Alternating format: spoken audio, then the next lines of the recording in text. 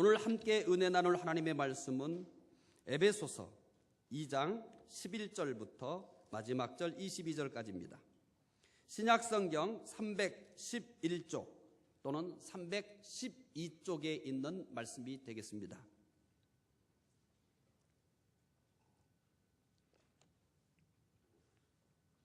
에베소서 2장 11절부터 22절까지 말씀 함께 읽겠습니다. 그러므로 생각하라. 너희는 그때 육체로는 이방인이요 손으로 육체에 행한 할례를 받은 무리라 칭하는 자들로부터 할례를 받지 않은 무리라 칭함을 받는 자들이라. 그때 너희는 그리스도 밖에 있었고 이스라엘 나라 밖에 사람이라. 약속의 언약들에 대하여는 외인이요 세상에서 소망이 없고 하나님도 없는 자이더니 이제는 전에 멀리 있던 너희가 그리스도 예수 안에서 그리스도의 피로 가까워졌느니라. 그는 우리의 화평이신지라 둘로 하나를 만드사 원수된 것 곧 중간에 막힌 담을 자기 육체로 하시고 법조문으로 된 계명의 율법을 폐하셨으니 이는 이 둘로 자기 안에서 한 세 사람을 지어 화평하게 하시고 또 십자가로 이 둘을 한 몸으로 하나님과 화목하게 하려 하심이라. 원수된 것을 십자가로 소멸하시고 또 오셔서 먼 데 있는 너희에게 평안을 전하시고 가까운 데 있는 자들에게 평안을 전하셨으니 이는 그로 말미암아 우리 둘이 한 성령 안에서 아버지께 나감을 얻게 하려 하심이라. 그러므로 이제부터 너희는 외인도 아니요 나그네도 아니요 오직 성도들과 동일한 시민이요 하나님의 권속이라. 너희는 사도들과 선지자들의 터위에 세우심을 입은 자라. 그리스도 예수께서 친히 모퉁이 돌이 되셨느니라.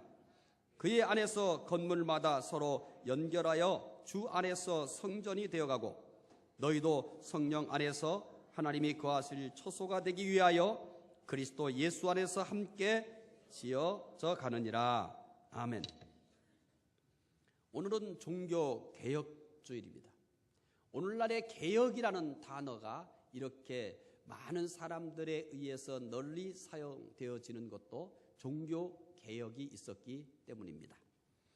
오늘은 에베소서 2장 11절부터 22절 종교개혁주일에 맞춰서 이 본문을 소개하려고 한 것은 아닙니다만 마침 잘 맞았습니다. 에베소서 2장 11절부터 12절의 말씀을 가지고 그리스도 안에서 일어난 변화라는 제목으로 말씀을 소개해 드리려고 합니다. 시간은 아무도 기다려주지 않습니다.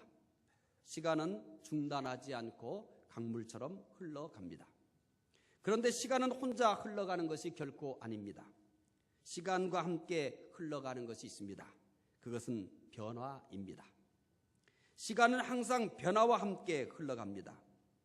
지나간 시간들을 돌아보면 그 시간 속에는 자신도 놀랄 만한 변화가 있었음을 알 수 있습니다. 여러분들이 과거를 한번 회상해 보시기를 바랍니다.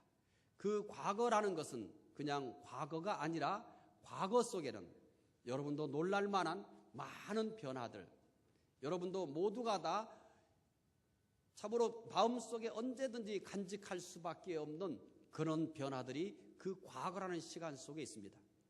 또 앞으로도 마찬가지입니다. 앞으로도 우리는 미래를 향해서 살아가고 있습니다만 그 미래에도 단순히 미래라는 시간만 있는 것이 아니라 그 안에는 변화라고 하는 놀라운 내용들을 가지고 있습니다. 이것은 개인뿐만 아니라 국가 그리고 세계도 마찬가지입니다. 그런데 그 어떤 변화와도 비교할 수 없는 큰 변화가 있습니다. 오늘 본문은 이 변화를 소개하고 있습니다. 본문에서 소개하는 변화는 과연 어떤 변화일까요? 먼저 이 중요하고 큰 변화의 원인부터 보겠습니다. 여러분은 변화의 원인을 어디에서 찾고 있습니까? 과거에 여러분에게 가장 큰 변화를 주었다면 그 변화의 원인은 무엇일까요? 우리는 다양한 변화들을 경험하면서 인생을 살아갑니다.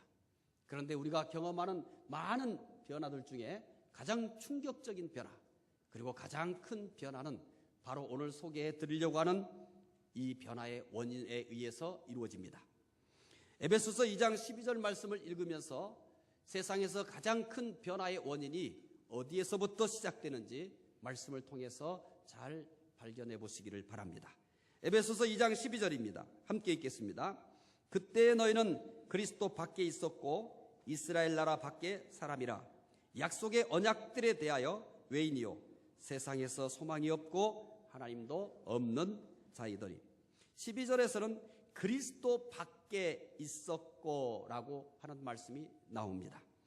또 에베소서 2장 13절 말씀을 읽어보도록 하겠습니다. 이제는 전에 멀리 있던 너희가 그리스도 예수 안에서 그리스도의 피로 가까워졌느니라. 13절에서는 그리스도 예수 안에서라고 말씀을 합니다. 따라서 오늘 이 에베소서 2장은 사실 그리스도 밖에 있을 때의 모습, 그리고 그리스도 안에 있을 때의 모습을 설명해 주는 말씀으로 구성되어 있습니다. 혹시 여러분들이 이제 이번 주에 예배 후에 시간이 있으면 에베소서 2장 전체를 읽으시면서 에베소서 2장에 나타나 있는 그리스도 밖에 있는 모습에 대한 설명들을 여러분 메모지에 먼저 전부 한번 정리해 보시기를 바랍니다. 그런 후에 그 다음 두 번째로 정리해야 될 것은 그리스도 안에 있는 모습에 대해서 2장은 또 설명합니다. 그래서 그리스도 안에 있는 모습들을 또 한번 전부 정리를 해보십시오. 그러면 이제 에베소서 2장에는 두 가지밖에는 없다는 겁니다. 그리스도 밖에 있을 때의 모습, 그리고 그리스도 안에 있을 때의 모습을 소개하고 있는 것이 에베소서 2장입니다. 꼭 시간을 내셔서 한번 그리스도 안에 있을 때의 모습, 그리스도 밖에 있을 때의 모습 쫙 만들어서 두 개의 말씀을 한번 비교해 보십시오. 아마 두 개의 말씀을 비교하는 동안 성령님은 여러분에게 많은 깨달음과 은혜를 주실 것입니다. 아, 내가 그리스도 밖에서 이런 사람이었는데 그리스도 안에서 이런 사람이 되었다라고 하는 것에 대해서 우리는 놀라운 은혜를 다시 한번 발견하게 될 것입니다. 따라서 12절에 그리스도 밖에 있었고 13절에 그리스도 안에 있었다라고 하는 말씀을 통해서 이 세상에서 가장 큰 변화는 누구를 통해서 이루어지느냐 하면 그리스도를 통해서 이루어진다는 것입니다. 에베소서 2장 15절에서도 같은 맥락에서 이 말씀을 한번 읽어보시기 바랍니다. 함께 읽겠습니다. 법조문으로 된 계명의 율법을 폐하셨으니 이는 이 둘로 자기 안에서 한 세 사람을 지어 화평하게 하시고, 여기 말씀에 표현하고 있습니다. 자기 안에서. 여기 안에서라고 하는 것은 그리스도 안에서라고 하는 말씀입니다. 또 에베소서 2장 21절 말씀을 읽어보도록 하겠습니다. 함께 읽겠습니다. 그의 안에서 건물마다 서로 연결하여 주 안에서 성전이 되어가고, 여기서도 역시 마찬가지로 그의 안에서 그리고 주 안에서 이렇게 표현하고 있습니다. 모두 다 그리스도 안에서를 말씀하고 있습니다. 12절, 13절, 15절, 20절 말씀을 보아서 알 수 있듯이 변화의 원인은 그리스도입니다. 세상에서 가장 중요하고 가장 큰 변화는 예수 그리스도 안에서 일어난다는 것을 오늘 본문은 말씀하고 있습니다.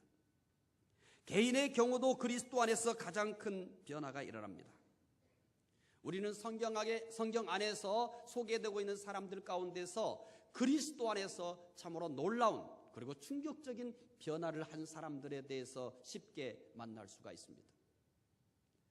사마리아에서 만난 그 사마리아 여인을 기억할 것입니다. 아무 소망 없이 세상의 향락에 빠져 살았던 사람입니다. 그런데 그리스도를 만난 후 그리스도 안에 거하게 된 후 그녀는 완전히 다른 사람이 되었습니다. 모든 사람들이 의혹을 품을 만큼, 모든 사람들이 인정할 수 없을 만큼 그런 그리스도 안에 있었습니다. 그녀는 그리스도 안에서 변화된 후 마을로 뛰어들어가 나의 모든 것을 아는 이가 있으니 와보라라고 외쳤습니다. 이전에는 전혀 그녀의 모습을 사람들은 볼 수 없을 정도로 그렇게 사람들의 눈을 피해 살았던 그녀였던 것입니다. 그런데 그리스도 안에서 이렇게 새 사람이 되었습니다. 물론 이 사람만 그런 것은 아닙니다. 세리를 기억할 것입니다. 세리라고 하면 그 당시에 사마리아 여인 못지않게 사람들의 조롱과 비웃음을 당했습니다. 이 세리는 그 당시 사람들에 의해서 평가되면 어떤 평가를 했냐면 지옥에 간다면 그들은 가장 뜨거운 자리에 앉을 사람이라고 그렇게 평가되던 사람들입니다. 그런데 이 세리 변합니다. 그리스도 안에서요. 대표적으로 이 삭개오라는 사람은 뭐라고 얘기합니까? 내가 남에게서 혹시라도 이 훔친 것이 있다든지 그러면 그것을 4배나 갚겠다라고 말합니다. 어디에서 이런 변화가 일어났습니까? 그리스도 안에서 변화가 일어났습니다. 심지어 예수님과 함께 십자가에 못 박혀 사형 선고를 받고 있던 강도도 그리스도 안에서 변합니다. 그 당시 로마법에는 이 십자가형을 아무나 집행하지 못하도록 법으로 금지해놨습니다. 왜냐하면 그 당시에 고안해낸 인간의 그 사형 제도 중에 가장 잔인하고 비인간적이기 때문에 그와 같은 일들을 쉽게 하지 못하도록 법으로 금지해놨습니다. 결국 십자가형에 처해질 정도라 간다면 그 당시에 반역자 정도가 거기에 해당됩니다. 가장 흉악범이나 거기에 해당되는 것입니다. 그런데 바로 예수님과 함께 십자가에 못 박힌 강도가 그런 사람입니다. 강도가 죽는 것에 대해서 사람들은 잘 죽는다, 저 사람은 죽어야 된다, 저 사람은 세상에서 없어야 할 사람이라고 모두가 다 그의 죽음을 보면서 옳다, 저 사람은 죽어야 한다라고 할 정도의 사람인 것입니다. 그 정도면 인간 쓰레기라고 표현하는 것이 적당할 것입니다. 그런데 그도 그리스도를 만난 후 그리스도 안에서 새 사람이 됩니다. 따라서 그리스도 안에서 가장 큰 변화가 일어납니다. 어찌 성경 안에 사람들만 그리스도 안에서 이런 변화가 일어날까요? 그렇지 않습니다. 우리와 똑같은 사람들도 그리스도 안에서 참으로 충격적인 사람, 전혀 다른 사람으로 변하는 일들을 우리는 수없이 많이 봐왔습니다. 그리스도 안에서는 개인만 변하는 것이 아닙니다. 사회나 국가도 그리스도 안에 있으면 가장 큰 변화가 일어나는 것입니다. 세상에는 많은 변화가 있습니다. 그러나 그리스도 안에서보다 큰 변화는 없습니다. 오늘 그리스도 안에서 이 놀랍고 큰 변화를 모두 경험하시기를 바랍니다. 그렇다면 그리스도 안에서 어떤 변화가 일어날까요? 오늘 본문은 그리스도 안에서 일어난 변화를 말씀하고 있습니다. 그러나 본문은 그리스도 안에서 일어난 변화만을 말씀하고 있지 않습니다. 그리스도 안에서 일어난 변화에 앞서서 그리스도 밖에 있을 때의 우리의 모습에 대해서 먼저 언급합니다. 우리가 이미 앞서서 에베소서 2장 1절부터 10절까지 말씀을 소개해 드렸는데 그 내용도 역시 마찬가지입니다. 그리스도의 바깥에서의 모습을 먼저 소개한 후 그리스도 안에서의 모습을 소개했습니다. 오늘 우리가 같이 말씀을 보고 있는 11절부터 22절도 이미 소개해드린 1절부터 14절의 말씀의 패턴과 똑같은 패턴입니다. 그리스도 밖에 있을 때의 모습을 왜 먼저 소개하는가 하니 이 에베소 교회 성도들에게 여러분이 그리스도 밖에 있을 때는 이런 모습이었습니다. 그런데 그리스도 안에서 이런 모습이 되었습니다라고 그리스도 밖에 있을 때의 모습과 그리스도 안에 있을 때의 모습을 비교함으로써 그 변화가 얼마나 극적이고 그 변화가 얼마나 놀라운 것인가를 설명하려고 하는 것입니다. 그렇다면 그리스도 밖에 있을 때의 어떤 모습일까요? 그리스도 밖에 있을 때의 모습은 오늘 본문이 처음 시작한 것은 아닙니다.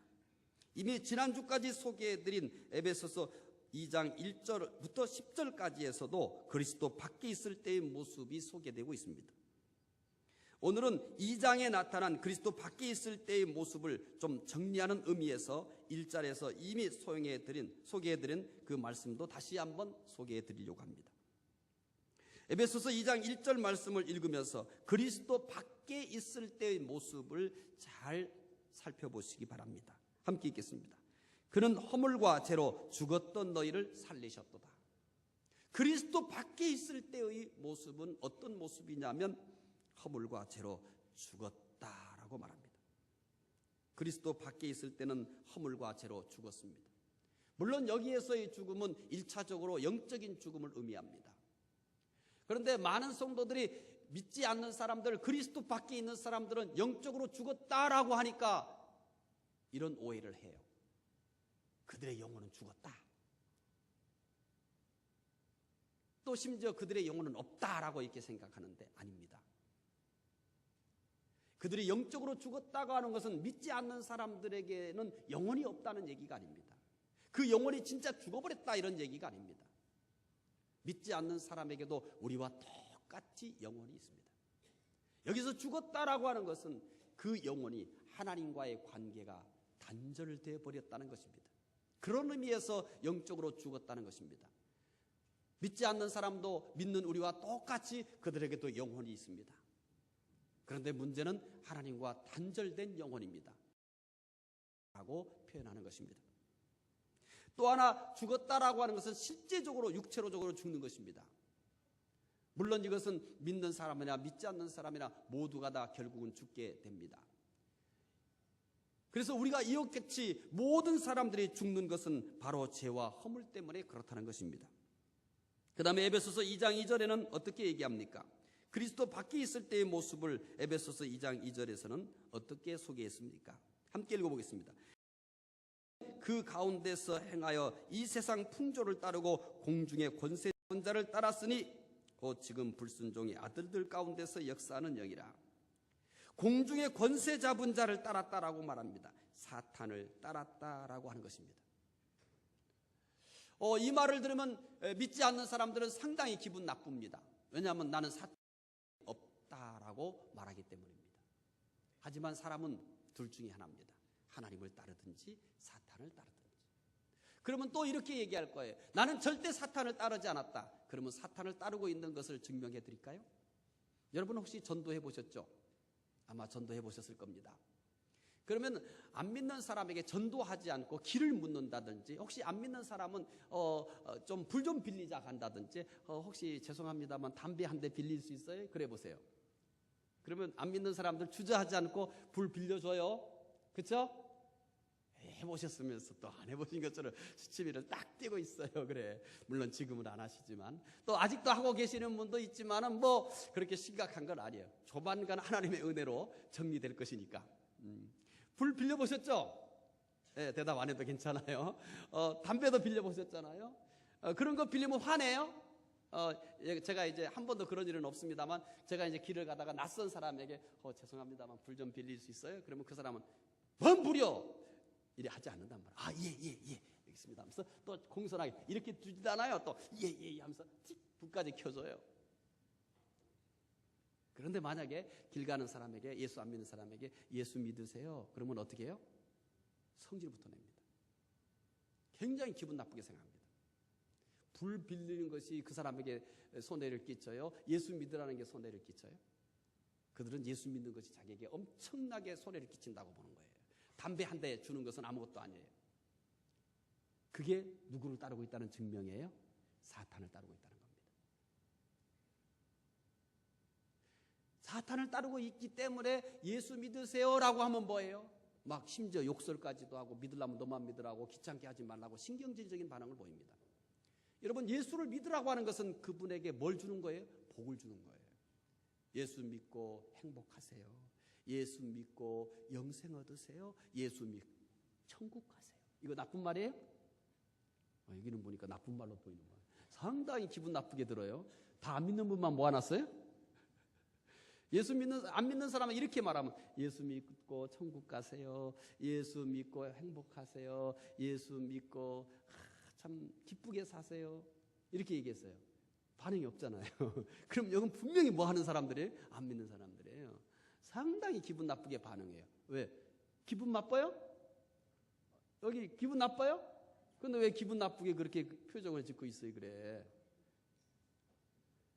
안 믿는 사람은 기분 나쁘단 말이에요. 예수 믿고 천국 가세요. 예수 믿고 영생 얻으세요. 예수 믿고 행복하세요. 다 뭐예요? 그 사람에게 복을 주는 거예요. 아무것도 그분에게 해코지하지 않아요. 그런데도 불구하고 뭐예요? 상당히 기분 나쁘게 생각해. 화를 내기도 해요. 짜증을 내기도 해요. 그게 뭐기 때문에 그래요? 하나님을 거부하는 사탄이 그를 지배하고 있기 때문에 그렇습니다. 그러니까 여러분, 절대 전도하다가 그러면 싸우지 말아요. 또 물론 그분에게 이렇게도 말하지 말아요. 사탄이 예수의 이름으로 명하노니 사탄아 물러가라. 이러면 곤란합니다. 그러니까 여러분만 알아요. 절대 안 믿는 분한테 그러지 말아요. 오늘 제 설교를 듣고 또 가서 목사님이 그러는데 안 믿는 사람들은 사탄을 따른데 그러면 여러분 전도 못합니다.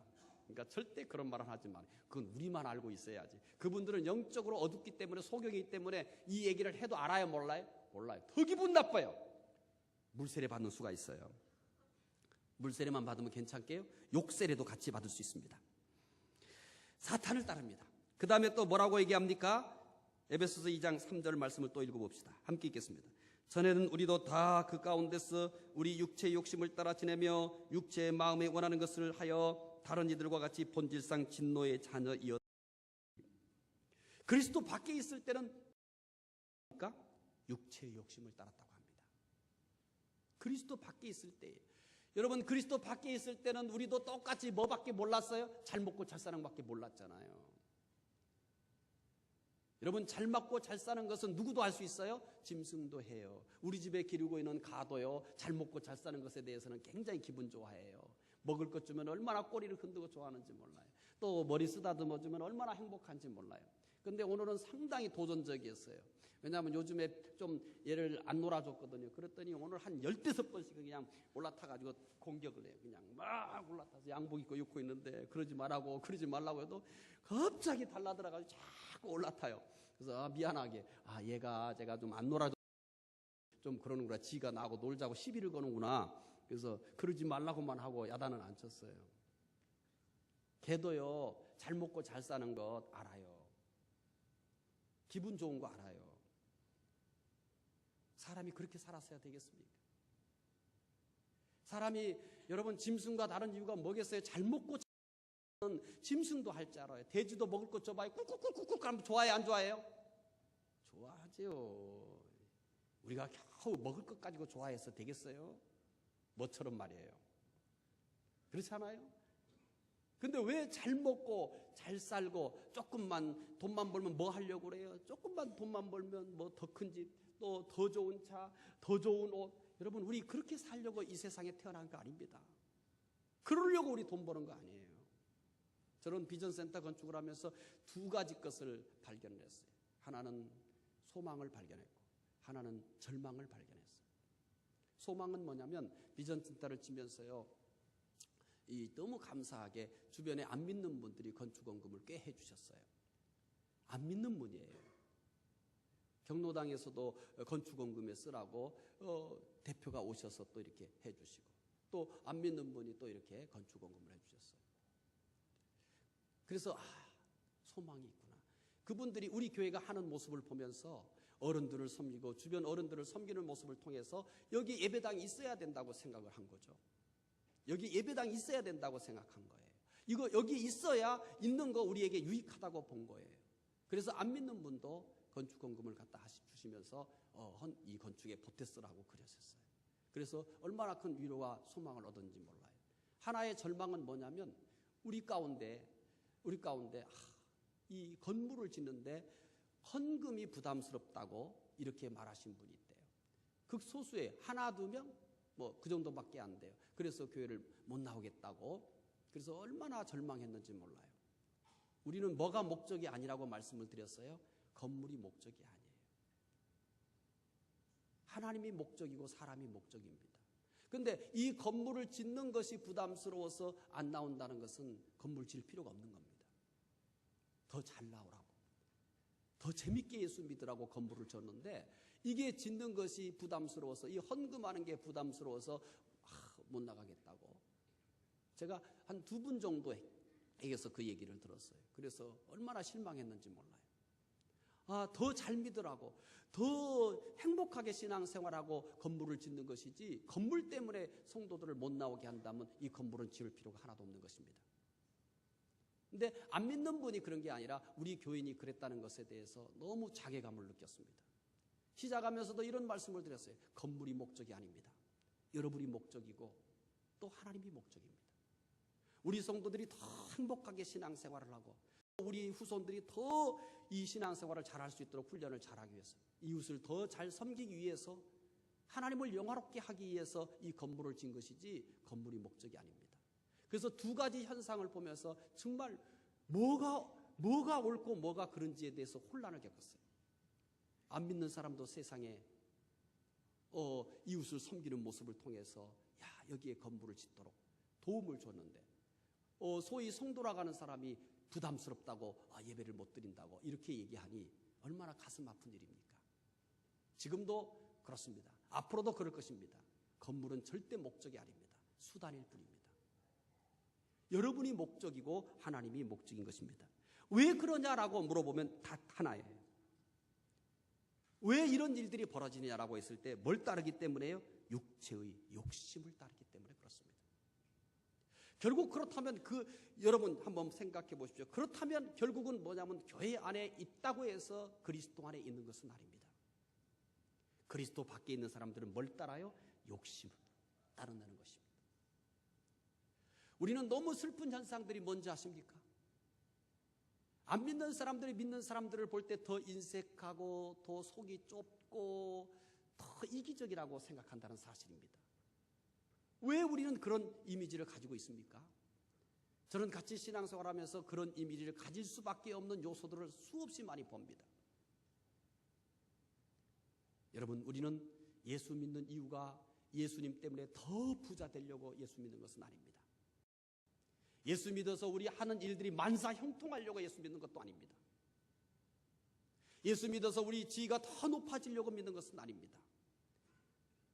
그리스도께서 우리에게 그와 같은 복을 주실 수 있지만 그것이 목적은 아닙니다. 사실 예수 그리스도를 믿는다는 것은 무엇을 의미하는 것입니까? 나를 포기하는 것입니다. 때로는 내 욕심을 포기하는 것입니다. 때로는 내 지위를 포기하는 것입니다.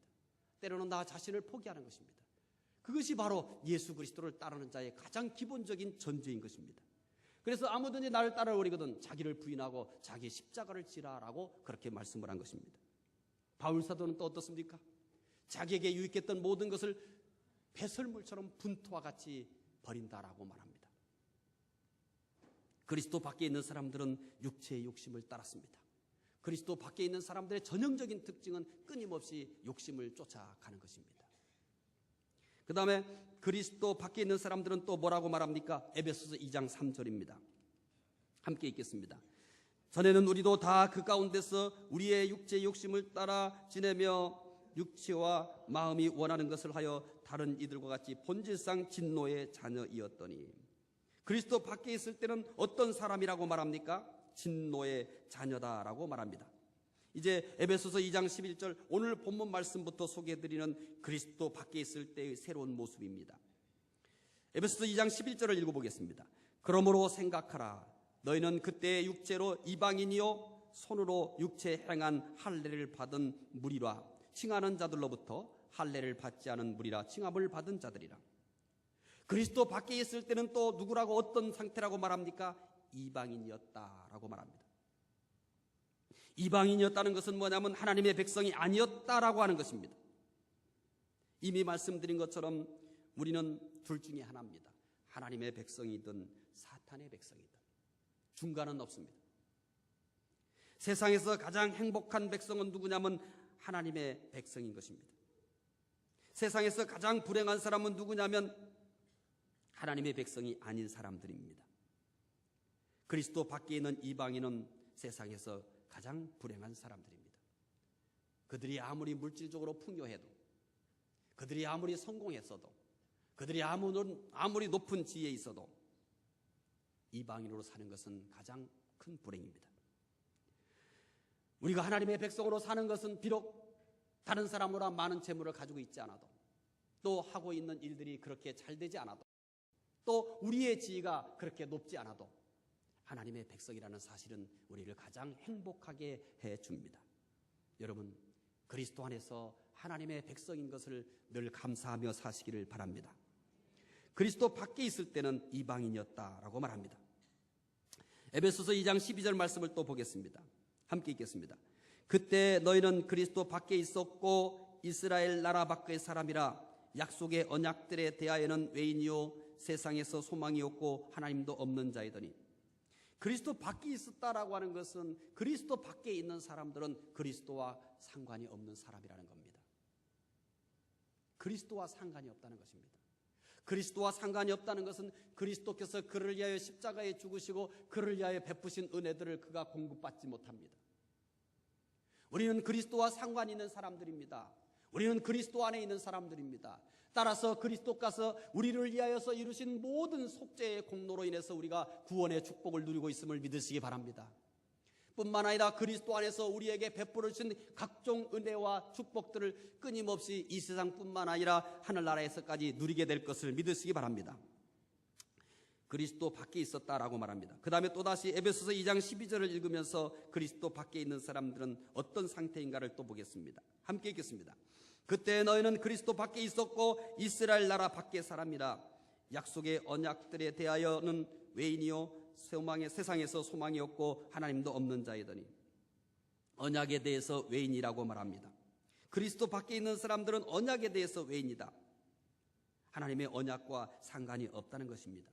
하나님의 언약은 대표적으로 아브라함과의 언약, 이삭 언약, 야곱 언약, 시내산 언약, 다윗 언약, 에레미야 31장 31절의 새 언약, 이렇게 요약될 수 있습니다. 언약이 뭡니까? 이 하나님의 언약 속에 하나님 백성들을 향한 모든 복이 거기에 포함되어 있습니다. 여러분, 그리스도 밖에 있는 사람들은 이 하나님께서 그들을 향하여 예비해 놓으신 이 축복, 이 언약과는 전혀 상관이 없는 것입니다. 이 언약은 그리스도 안에 있는 사람들에게만 해당되는 것입니다. 여러분, 하나님의 언약 속에는 우리를 향한 모든 것이 다 있다고 생각하시면 됩니다. 우리를 향한 생명, 또 우리를 향한 행복, 우리를 향한 기쁨, 이 모든 것들이 어디에 들어있냐면 언약 아래에 들어있습니다. 그리스도 안에서 이 언약의 축복을 모두가 다 누리며 살아가시기를 바랍니다. 그 다음에 그리스도 밖에 있을 때는 또 뭐라고 말합니까? 에베소서 2장 12절입니다. 함께 읽겠습니다. 그때 너희는 그리스도 밖에 있었고 이스라엘 나라 밖의 사람이라. 약속의 언약들에 대하여는 외인이요 세상에서 소망이 없고 자이더니. 그리스도 밖에 있는 사람들은 소망이 없는 사람들이라고 말합니다. 아무리 부자여도 죽습니다. 아무리 성공해도 죽습니다. 아무리 높은 지위에 도달해 있어도 역시 죽습니다. 그것은 우리의 소망이 아닙니다. 우리 모두가 다 어느 땐가는 죽음 앞에 설 것입니다. 그때 내가 그렇게도 아끼며 모아왔던 재산이 위로가 될 수 있을까요? 소망이 될 수 있을까요? 내가 그렇게 물불 가리지 않고 밤낮 일하며 살았던 그 일이 그때 소망이 될 수 있을까요? 내 지위가 소망이 될 수 있을까요? 아무런 소망이 되지 못합니다. 그때 유일하게 소망이 되시는 분은 그리스도 한 분밖에 없습니다. 그래서 마지막 그때 그리스도 안에 있는 사람들은 오히려 찬송하며 감사하며 행복하게 마지막을 맞이할 수가 있는 것입니다. 그리스도 밖에 있는 사람들은 소망이 없습니다. 또 그리스도 밖에 있는 사람들은 어떻다고 말합니까? 에베소서 2장 12절입니다. 함께 읽겠습니다. 그때 너희는 그리스도 밖에 있었고 이스라엘 나라 밖의 사람이라. 약속의 언약들에 대하여는 외인이요 세상에 없고 하나님도 없는 자이더라. 그리스도 밖에 있는 자는 하나님이 없습니다. 하나님이 없는 것으로만 끝나면 괜찮습니다. 그들에게는 사탄이 있습니다. 하나님이 없으면 사탄이 있습니다. 사람들은 굉장히 이런 얘기를 하면 기분 나빠할 것입니다. 그러나 그것은 분명한 사실입니다. 가난, 질병, 실패, 이것도 물론 불행할 수 있습니다. 그러나 이보다 더 큰 불행이 있습니다. 이것은 근원적인 불행입니다. 그리스도 밖에 있을 때입니다. 그때보다 더 불행한 것은 없습니다. 그러나 사람들은 그리스도 밖에 있을 때의 불행을 알지 못합니다. 그리스도 안에 있는 사람들이 어리석다고 비유합니다. 그들은 부패하여 불완전한 이성을 가지고 있으면서도 자신들의 판단이 옳다고 주장하며 많이 하늘을 찌르는 삶을 삽니다. 그러나 결국은 이 모든 것이 거짓되고 허망한 것임을 증명하게 될 것입니다. 그리스도 밖에서 누리려고 하는 행복은 신기루에 불과한 것입니다. 그리고 바람을 잡으려는 것과 같습니다. 그리스도 밖에서도 얼마든지 행복할 수 있습니다. 그러나 그 행복은 않는다는 것입니다. 그 행복은 잠시입니다.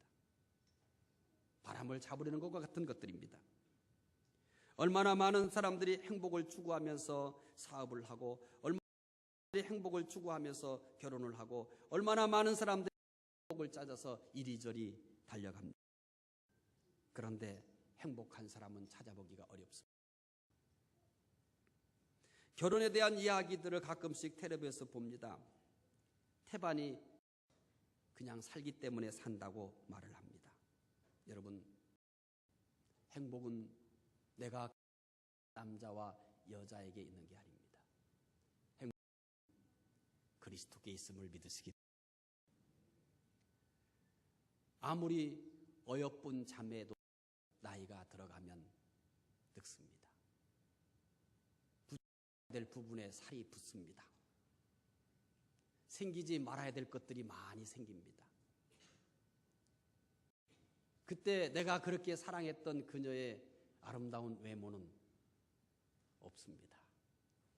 그러니까 다른 데 눈을 돌립니다. 왕자 같은 얼마 가지 않으면 그가 왕자 같지 않다는 것을 알게 될 겁니다. 때로는 폭군 같기도 하고 사기꾼 같기도 하고 나보다 더 속이 좁고 남자가 속이 넓은 줄 알죠. 살아보세요. 여자보다 좁아요. 저는 그래요. 제가 봐도 제가 더 속이 좁아요. 남자들은 뭐 자기가 속이 알고 그래요. 많이 이렇게 하는 걸 보면은 여자들이 더 넓은 것 같아요. 꿈 깨세요, 자매들. 누가 있어야 행복해요? 그리스도가 있어야 자매가 살이 붙어야 될지 말아야 할 때 살이 붙고 또 보지 말아야 될 것들을 다 봐요. 그래도 행복할 수 있습니다. 그리스도 안에 있어야. 형제의 모습 속에서 실망스러운 것들을 봅니다.